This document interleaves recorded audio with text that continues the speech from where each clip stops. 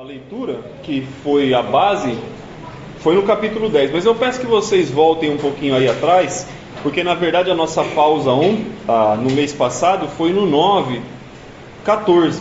Então nós paramos no 9:14, hoje nós vamos seguir do 15 até o capítulo 10, versículo 18. Mas não precisa se desesperar não, que hoje eu vou ser mais rápido do que eu tenho sido.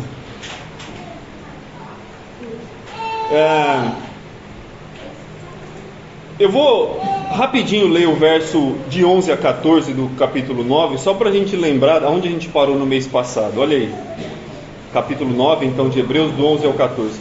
Quando, porém, veio Cristo como sumo sacerdote dos bens já realizados, mediante maior e mais perfeito tabernáculo, não feito por mãos, quer dizer, não desta criação, não por meio de sangue de bodes e de bezerro, mas pelo seu próprio sangue, entrou no Santo dos Santos uma vez por todas, tendo obtido eterna redenção. Portanto, se o sangue de bodes e de touros, a cinza de uma novilha, aspergidos sobre os contaminados, os santificam quanto à purificação da carne, muito mais o sangue de Cristo, que pelo Espírito eterno a si mesmo se ofereceu sem mácula a Deus, purificará a nossa consciência de obras mortas, para servirmos ao Deus vivo.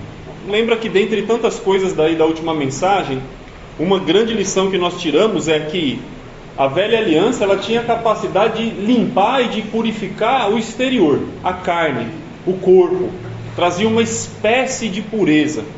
Mas o que a nova aliança, a aliança de Cristo faz, é uma purificação superior, porque ela não purifica a sujeira, a imundícia da carne, mas purifica a consciência, como ele disse aí no versículo 14.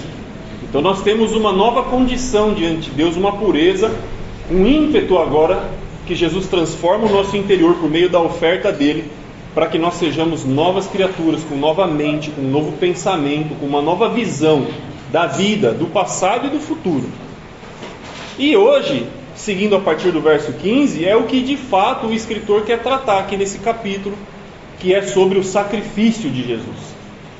Por isso que ele começa o versículo 15 dizendo: por isso mesmo. Então é a continuação do assunto. Não dava aqui para começar o verso 15 sem lembrar o que nós tratamos da última vez, porque ele já começa dizendo: por isso mesmo. Por isso mesmo o quê? Bom, por isso mesmo, já que há essa transformação de consciência, já que há essa nova vida, essa nova espiritualidade, então por isso mesmo ele é mediador da nova aliança, a fim de que, intervindo a morte para a remissão das transgressões que havia sob a primeira aliança, recebam a promessa da eterna herança aqueles que têm sido chamados. Porque onde há testamento, é necessário que intervenha a morte do testador, pois um testamento só é confirmado no caso de mortos, visto que de maneira nenhuma tem força de lei enquanto vive o testador. O primeiro argumento que ele vai usar aqui é a questão do testamento. Eu não sei quem já recebeu uma herança aí. Quem já recebeu uma herança? Não precisa ser coisa muito significativa, né? Não precisa ser uma fazenda de 20 hectares, não precisa ser uma mansão aí no melhor bairro, ou 100 cabeças de gado, não precisa ser isso. Mas qualquer coisa que alguém deixe para você quando ele falece, nem que sejam dívidas, às vezes alguém pode falecer e deixar para você uma dor de cabeça, né? Acontece também. Obrigado, hoje eu não vou passar sede, hein? Deus abençoe, obrigado. Eu sou muito abençoado com vocês aqui. Então, quem já recebeu uma herança sabe o que precisa para você receber essa herança. A pessoa precisa morrer. Ela pode até ter bens e propriedades, e você pode até saber que serão suas essas propriedades, mas elas não serão enquanto a pessoa ainda estiver viva. Quando ela morrer, sim, aí todo aquele papel, aquele documento, aquele testamento, a divisão, aí tudo aquilo passa a valer, só depois da morte do testador. Então aqui o escritor vai começar a falar disso, falar sobre um testamento que Jesus deixou, e faz sentido, porque ele morreu, e quem morre e tem propriedades deixa uma bênção, deixa uma herança, deixa uma posse para quem vai ficar. Então ele diz que Jesus morreu e deixou alguma coisa para quem ficou. Mas essa posse que Jesus deixa é um testamento, mas é também uma aliança, porque para nós são duas coisas diferentes, né? Testamento e aliança, mas no termo original escrito aqui no texto é a mesma palavra. Uma aliança e um testamento é a mesma palavra grega que está sendo usada aqui. Então elas são a mesma ideia que ele está trabalhando, só que ambas as questões aqui, tanto o testamento como a aliança, vigoram pelo mesmo princípio. O testamento só vai valer quando a pessoa morrer. E a aliança? Também. Parece o Chaves falando, ele estava brincando em casa, né? Tem o episódio do Chaves que fala, e o fulano? Também. Então, o testamento é assim, só vai valer quando morrer o testador. E a aliança também, a mesma coisa. E o testamento deixa garantias e beneficiários. Sempre deixa. O testamento deixa beneficiários. E olha só, o que ele diz? Até uma coisa parece difícil de entender no versículo 15, mas olha o poder desse sacrifício de Jesus, que é o nosso assunto hoje.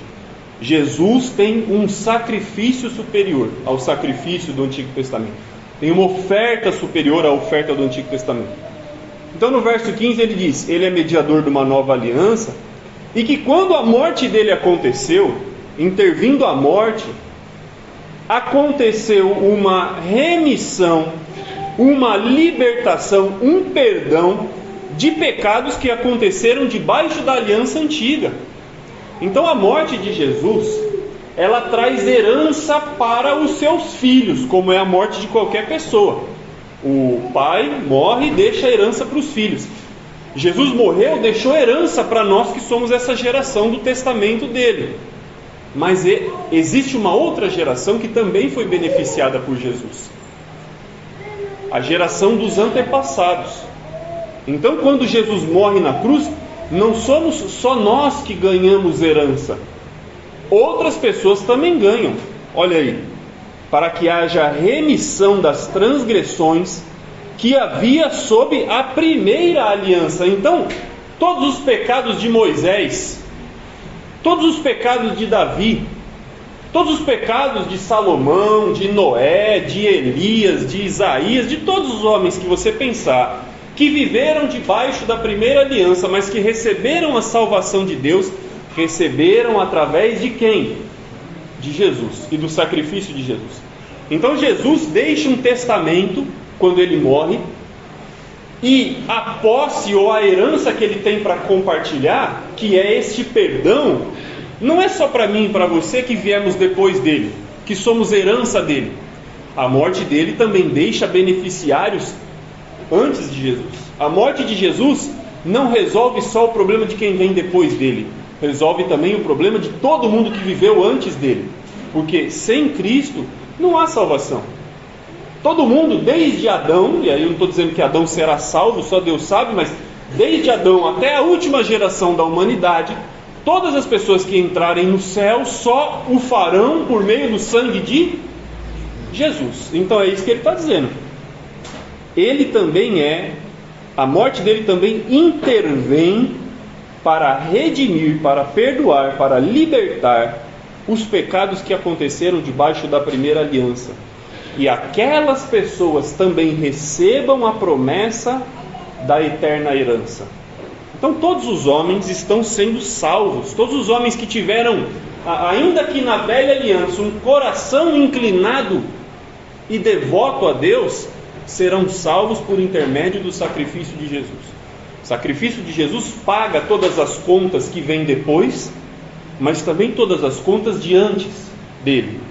Então nós recebemos esta herança por meio desse testamento de Jesus, uma herança que favorece nós e os antepassados. Todas as pendências daquele velho sistema que nós já estamos vendo aqui o escritor tratar no livro, que era um sistema provisório, passageiro, onde os sacerdotes eram limitados, tudo isso que estava debaixo da velha aliança encontra também solução em Jesus, porque o sacrifício de Jesus é no passado, no presente e no futuro eficaz. E aí ele vai seguir.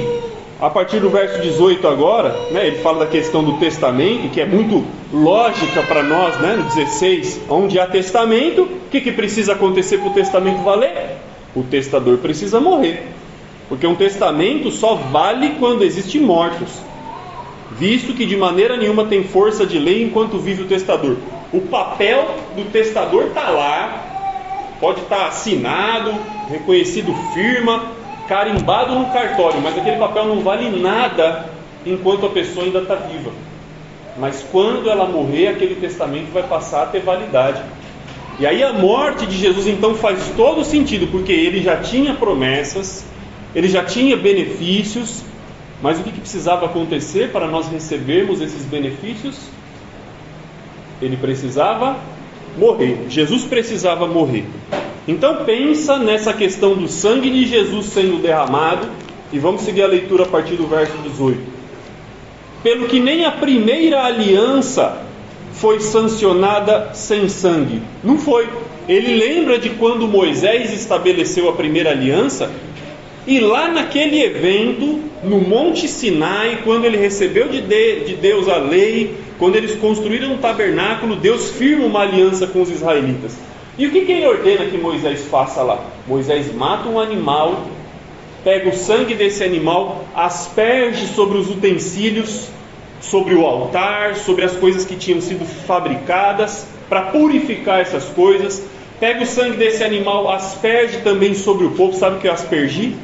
Pega o sangue, molha com um ramo de folha, o sangue está na bacia do animal, pega um ramo de folha, uma coisa, molha e faz assim, ó, que nem você vê o padre benzendo hoje. Isso é aspersão. Aspergir o sangue sobre o povo foi o que Moisés fez. Então ele diz no versículo 18: a primeira aliança não foi sancionada, não entrou em vigor, não passou a valer sem sangue. Ela não, a nova também não.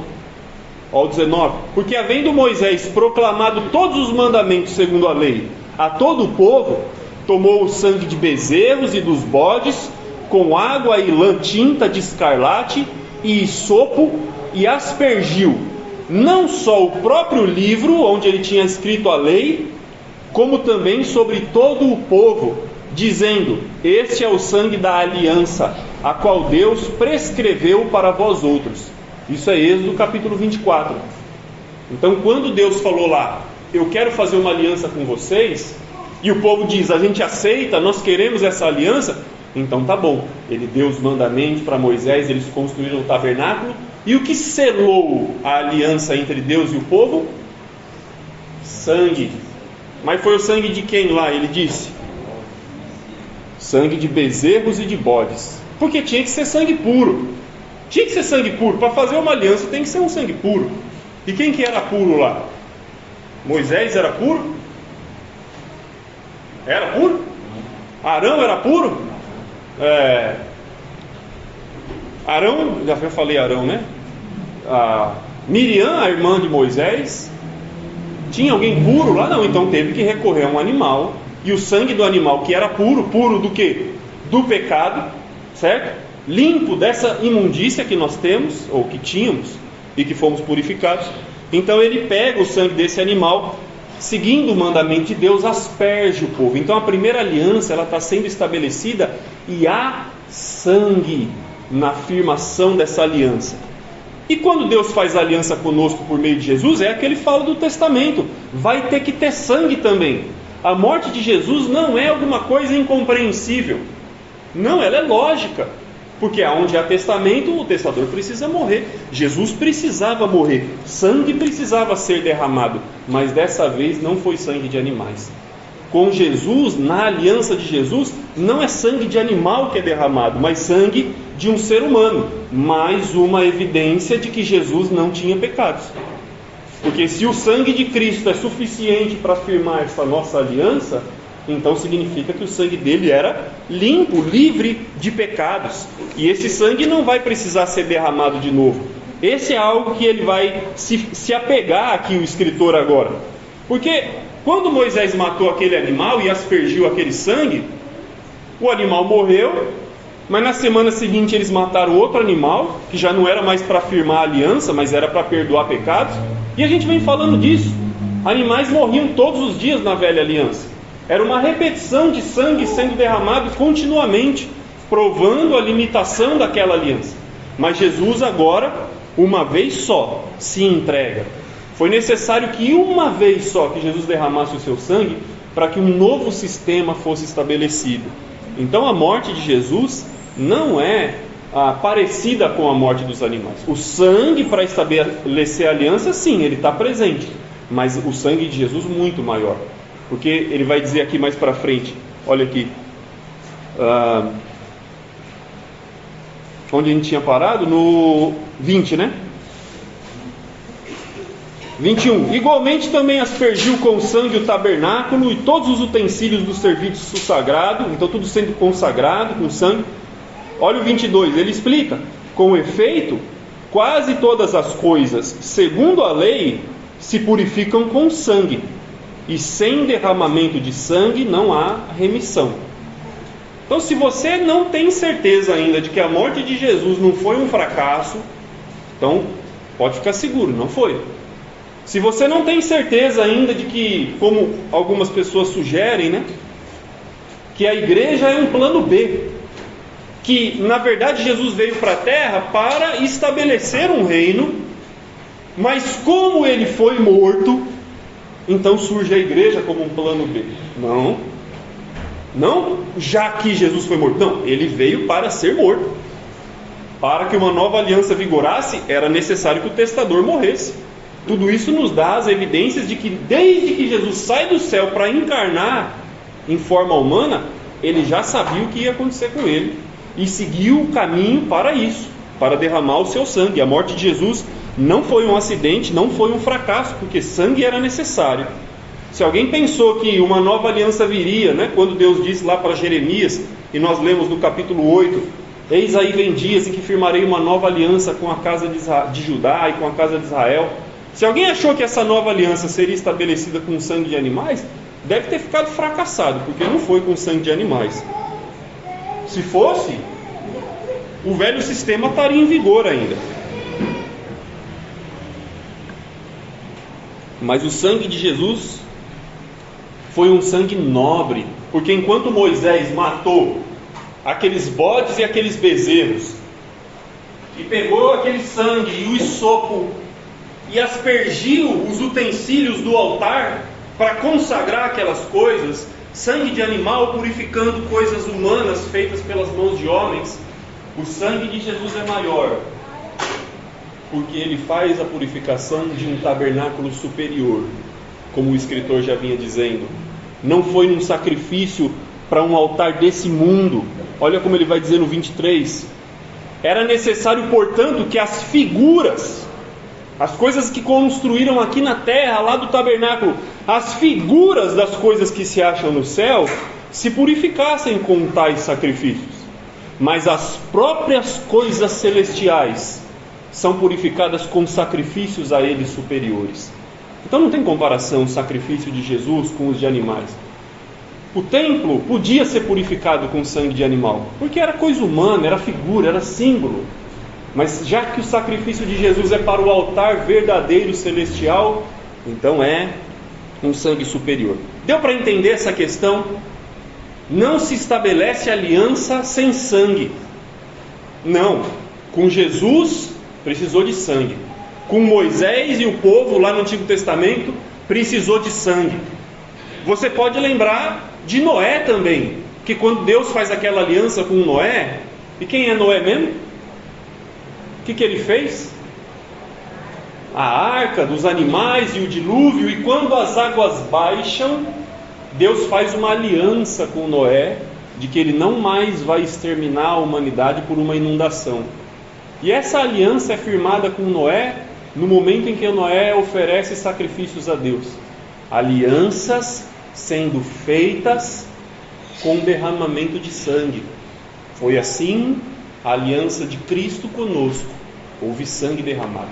Foi assim a aliança de Deus com os israelitas. Houve sangue derramado.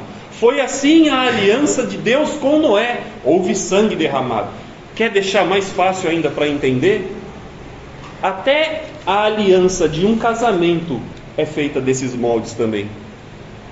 Porque na primeira relação sexual de um casal, o que há? Sangue sendo derramado. Eu não preciso entrar na discussão, e não preciso, porque é claro pela palavra e pela biologia, de que a aliança se estabelece com sangue. Já passou da hora de nós ensinarmos uns aos outros e aos nossos jovens que sim, se casa virgem, porque perder a virgindade é derramar sangue. E o que acontece nesse momento? Uma aliança entre o casal. Ah, mas foi só uma vez. Pois bem, não quero entrar nessa questão agora, mas está muito claro que a aliança se estabelece com sangue, e isso é muito claro. E aí ele vai seguir, e a gente chega no verso 24. Ele diz assim: porque Cristo não entrou em santuário feito por mãos, figura do verdadeiro, porém no mesmo céu, para comparecer agora por nós diante de Deus, nem ainda para se oferecer a si mesmo muitas vezes, como o sumo sacerdote a cada ano entra no Santo dos Santos com sangue alheio. Ora, neste caso seria necessário que ele, Jesus, tivesse sofrido muitas vezes desde a fundação do mundo. Agora, porém, ao se cumprirem os tempos, se manifestou uma vez por todas para aniquilar pelo sacrifício de si mesmo o pecado. Então olha como o sacrifício de Jesus é valioso. O sacerdote entrava todo ano, por quê? Porque o sangue do animal não era precioso, não era suficiente. Ele tinha prazo de validade, nós já falamos sobre isso a semana passada. Mas o sangue de Cristo bastou uma única vez ser derramado. Jesus vai precisar morrer de novo? Não. Quantas vezes o seu avô ou o seu pai precisou morrer para você ter direito à herança da posse dele? Quantas vezes ele precisou morrer? Uma só, né? Ele morreu, você já se tornou dono daquilo que era dele. Então, uma vez uma vez morto, você já é herdeiro. Então, da mesma maneira, né? Seguindo, 27. E assim como aos homens está ordenado morrerem uma só vez, vindo depois disso o juízo, assim também Cristo, tendo se oferecido uma vez para sempre para tirar os pecados de muitos, aparecerá a segunda vez, sem pecado, aos que o aguardam para salvação. A gente normalmente usa esse verso para fazer uma defesa contra essa doutrina da reencarnação, né? Ele fala assim, bom, algumas religiões acreditam na reencarnação. Nós não acreditamos na reencarnação, nós acreditamos na ressurreição do corpo e da alma, certo? O que vai acontecer conosco? Que a Bíblia diz, nós vamos morrer, mas no dia em que Deus já determinou, todos os mortos voltarão à vida, com o corpo e com a alma. Não é só o espírito que é eterno, o corpo também é, mas esse corpo será transformado para um novo corpo que não morre mais, um corpo que é chamado de corpo glorificado. Então, essa ideia da reencarnação é outra coisa. Reencarnação é aquilo que você morre, vai para o céu, volta na vida. Aí as pessoas falam, eu acho que na vida passada eu era um cachorro. Acho que você já ouviu isso, né? Na vida passada eu acho que eu fiz mal para não sei quem, porque agora eu estou pagando o preço, né? Enfim, isso é a ideia da reencarnação. E esse versículo nos diz claramente que isso não acontece. Assim como aos homens está ordenado morrer, quantas vezes? Uma só. E depois que morre, o que vem? O juízo. Então você morre uma vez, depois vem o juízo. E a gente normalmente usa isso. E é verdade, a gente pode usar esse versículo para ensinar as pessoas que a ideia da reencarnação não faz sentido biblicamente. Mas o escritor aqui, ele está usando essa lógica de uma maneira inversa. Ele não está dizendo que nós não reencarnamos porque Cristo morreu uma vez só. É o oposto. Ele diz, Cristo morreu uma vez só, porque assim como todo homem morre uma só vez. Não muda, né? A ordem dos tratores não altera o viaduto, mas de qualquer maneira o que ele está escrevendo é, quantas vezes eu vou morrer? Uma. Quantas vezes você vai morrer? Uma. Então quantas vezes Jesus morreu? Uma só também. Assim também Cristo, verso 28, tendo se oferecido uma vez para sempre. Aí a diferença é que o meu sangue, eu posso até dar minha vida por você. Eu posso até, você está com um problema cardíaco, eu vou lá e falo, pode tirar o meu coração para dar para o Adriano viver. Ele vai viver mais uns anos através da minha morte, mas ele não vai poder entrar no céu pela minha vida, porque eu não tenho sangue puro para purificar ninguém. Só quem podia fazer isso? Jesus. Então a morte de Jesus, sim, tendo se oferecido uma vez para sempre para tirar os pecados de muitos, aparecerá a segunda vez sem pecado aos que o aguardam para a salvação. Vamos reservar esse finalzinho do versículo 28 para daqui a pouco, porque agora eu quero entrar no capítulo 10, e a gente, acredite você ou não, já estamos indo para o encerramento. Enquanto muito sangue foi derramado na velha aliança, no Velho Testamento, e continuou sendo derramado, porque todos aqueles animais não eram testadores nossos. Nós não somos herança de animais, somos heranças de Jesus. E os velhos da velha aliança também, Abraão também, Moisés também, Arão, todos eles não são herdeiros de sangue de animais. Por isso que eles também dependem do sacrifício de Jesus, de uma obra definitiva, com poder, como ele disse no versículo 26, de aniquilar de uma vez por todas o pecado, tanto no seu resultado como na sua ação. Jesus resolve o pecado, por quê? Porque o resultado do pecado é a morte, e Jesus nos livra disso, então ele aniquila o pecado. Mas ele também não resolve a ação, o resultado do pecado, mas a ação do pecado, porque Jesus, nos dando essa nova consciência, impede, ou pelo menos nos motiva a ter uma nova vida e não viver de uma maneira pervertida.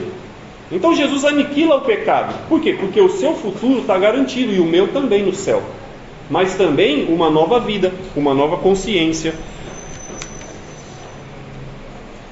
Essa insistência do escritor, e aí esse nosso trecho, a tese desse nosso trecho é que o sangue de Jesus ele é tão valioso, tão suficiente, tão eficaz, que ele só precisou ser oferecido uma única vez.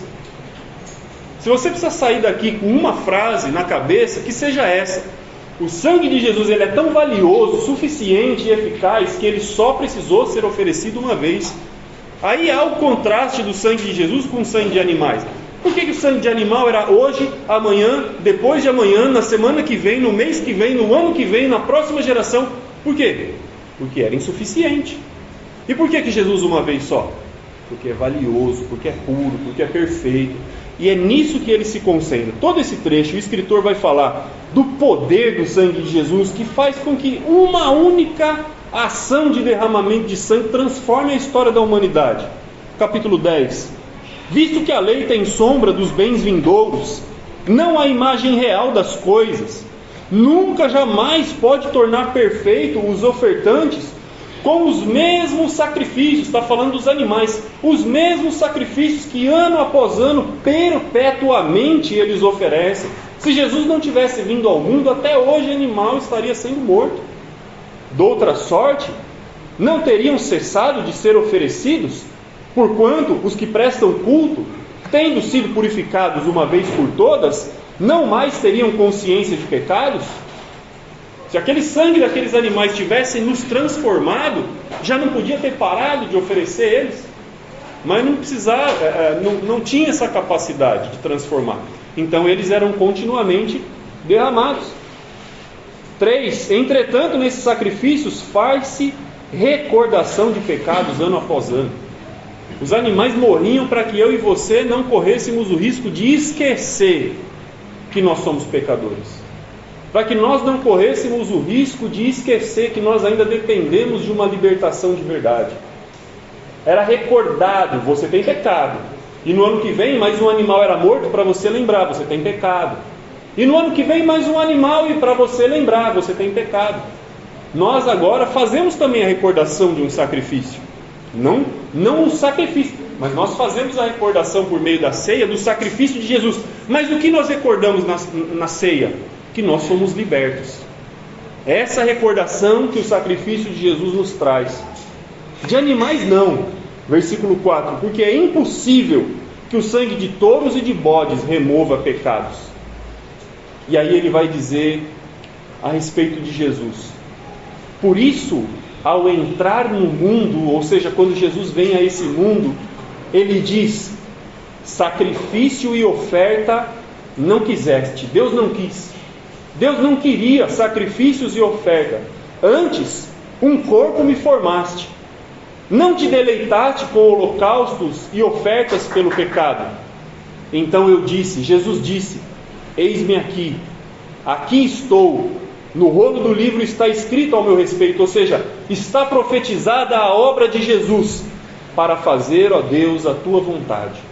A vontade de Deus não é que animais ficassem sendo mortos para sempre. Vou perguntar para você, como pai que tem filho, pode responder essa pergunta fácil. O seu filho cometeu um erro grave e você puniu ele. E você sabe que você pune porque você crê que a punição é um meio de educação. É uma maneira de educar o seu filho. E ele vai errar e você vai punir ele. E quando você pune, você educa. O seu desejo é estar sempre punindo para sempre educá-lo? Ou o seu desejo é que ele aprenda a lição para que você não precise mais punir? Aonde você quer chegar? Ah, não, eu estou educando meu filho, então tomara que todo dia ele faça uma arte feia para eu bater nele, porque cada vez que eu bater e pôr ele de castigo, eu estou educando. É isso que você quer? Não, você quer que ele aprenda. Então, do mesmo modo, Deus não queria ficar para sempre matando animais e relembrando o seu povo de que ele era pecador. Ele queria que de uma vez por toda o povo aprendesse a lição, mas essa lição não seria aprendida por meio do sangue de animais, porque ele já disse no trecho anterior que os sacrifícios de animais eram incapazes de purificar a nossa consciência. Então chegou o momento de aprender a lição, chegou o momento dos filhos entenderem a disciplina. Então o exemplo e o sacrifício de Jesus transformam a nossa vida, para que Deus não precise mais derramar sangue para a gente aprender a lição. Não é necessário que Jesus morra de novo. E ele vem, e o escritor repete no verso 8 e 9 a mesma coisa.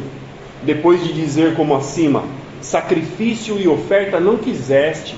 Deus não tinha prazer naquele sangue derramado. Aquilo era a remediação de um problema.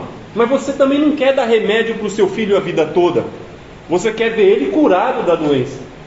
Sacrifício e oferta não quiseste, nem holocaustos e oblações pelo pecado, nem com isto te deleitaste. Deus não estava satisfeito, regozijante com aquele sangue de animais sendo derramado, coisas que se oferecem segundo a lei. Então Jesus acrescenta, Jesus muda, Jesus faz o que precisava ser feito. Eu estou aqui, ó Deus, para fazer a tua vontade. E então Jesus derrama o seu sangue, cumpre a vontade de Deus, remove, como ele encerra o versículo 9, remove o primeiro concerto para estabelecer o segundo. E nesta vontade de Deus, e qual é a vontade de Deus? Nós temos sido santificados mediante a oferta do corpo de Jesus, de uma vez por todas. Enquanto os animais estavam morrendo continuamente, parecia que o pecado estava vencendo a batalha. Porque se o animal tem que morrer hoje, tem que morrer amanhã, então o pecado está ganhando. E todo dia você tenta lutar com ele, com animais. Mas quando Jesus morre, e aí uma vez só, aí o pecado perdeu. Por isso que o sacrifício de Jesus vence o pecado. Não precisa de novo, porque já venceu. Jesus já resolveu essa questão. Mas ele vai voltar, o escritor tinha dito. Ele vai voltar. Eu vou puxar a leitura aqui até o verso 18. Ora, todo sacerdote se apresenta dia após dia a exercer o serviço sagrado, a oferecer muitas vezes, os mesmos sacrifícios que jamais podem remover pecados. Jesus, porém, tendo oferecido para sempre, quantos? Um único sacrifício pelos pecados, se assentou à direita de Deus. Só precisou uma vez Jesus oferecer sacrifício. Aonde ele foi receber lugar? No trono divino. Se assentou à direita de Deus e aguarda daí em diante até que os seus inimigos sejam postos por estrado debaixo dos seus pés. O sacrifício de Jesus é público. A morte, a obra de Jesus e o fato de Jesus ser vitorioso e estar vivo vai ser demonstrado publicamente. Por quê? Porque os inimigos de Jesus vão receber sua retribuição. Mas o bom desejo de Jesus é para aqueles que estão sendo salvos, aqueles por quem Jesus morreu. E ele diz no verso 16: esta é a aliança que eu vou fazer com eles. Depois daqueles dias, diz o Senhor, porei no seu coração as minhas leis, e sobre a sua mente as inscreverei. E acrescenta, também de modo nenhum me lembrarei dos seus pecados e das suas iniquidades para sempre. Onde há remissão, já não há mais oferta pelo pecado. Se nós fomos libertos, se Jesus pagou o preço e nós fomos libertos, não precisa pagar o preço de novo. Os animais remediavam, Jesus soluciona. Jesus resolve de uma vez por todas. E ele tinha dito já lá no capítulo 9, verso 28, que Jesus também morreu uma vez só para nos trazer, para trazer essa libertação, essa remissão, e ele volta uma segunda vez para nos salvar. Então existe uma manifestação pública desse sacrifício de Jesus, que vai punir os inimigos que vão ser colocados debaixo dos pés dele, mas que também vai trazer salvação, porque esse é o bom desejo de Jesus para os seus filhos. Jesus, com esse sacrifício único, suficiente, valioso, volta para buscar todos aqueles em cujo coração e mente a lei de Deus entrou, seja da nossa geração, seja da geração dos antepassados, seja de pessoas que viveram depois do sacrifício dele, ou de pessoas que viveram antes do sacrifício dele. Todos aqueles que tiveram um coração entregue à vontade de Deus serão salvos. Todos aqueles que foram redimidos, aperfeiçoados, aqueles cujo pecado Deus decidiu esquecer. Todos aqueles em quem o Espírito tem agido para a santificação, como ele diz aqui nesse trecho, esses Jesus volta para salvar e concluir a salvação. Então, a partir dessa obra grandiosa de Cristo, muitas outras implicações vão aparecer e a gente vai deixar elas para o mês que vem, mas por hora, para hoje, o que a gente tem que entender e aprender? O ponto-chave do escritor que prova a superioridade da oferta de Cristo. Cristo é maior também do que os animais. Por quê? Porque a oferta dele foi única, uma vez só, e já mudou quem eu sou e quem você é. Mudou a nossa consciência. Não precisa de repetição como na velha aliança. Não precisamos de mais sangue derramado para acertar a nossa situação com Deus. Agora, na condição de redimidos e purificados, precisamos aceitar a santificação do Espírito em nossa vida, assumindo em nós mesmos o poder da oferta de Jesus. Então, meus irmãos, um trecho grande em que o escritor tem um único pensamento. A oferta de Jesus é uma vez só, mudou o mundo, mudou a história, do passado, do presente e do futuro.